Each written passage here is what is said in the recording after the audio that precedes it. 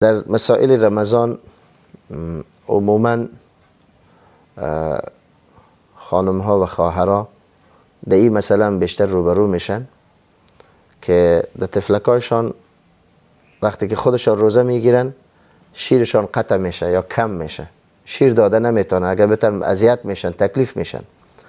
در این صورت بعضی اوقات یگان چیز در طفل او را نرم کرده داده میشه، بعضی اوقات اگر ضرورت میباشه جویده میتن. آیا به طفل یگان چیز جویده بته مادر روزیش خراب میشه نمیشه؟ اگر به این چیز نیاز باشه، طفل کدام چیز دیگه نداره که بخوره و بنوشه و طفل هم خورد است، لحاظا یک چیز مادر برش جویده میته و تا اینکه و او طرف حلقش هم تیر نشوه، لحاظا جویده دادنش درست هست و باز لذتش و مزهش چیزاش باستف بکنه و برای طفلش مادر جان باز جویده داده میتونه. در غیر از او اگر طفل ضرورتش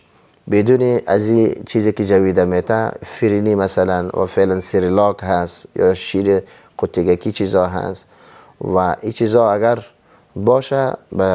مفید باشه برش بدون جویدن اشیا، لحاظا مادر ایتو جویده دادنش باز مکروه هست، لحاظا جویده نته و از چیزهای دیگه استفاده بکنه.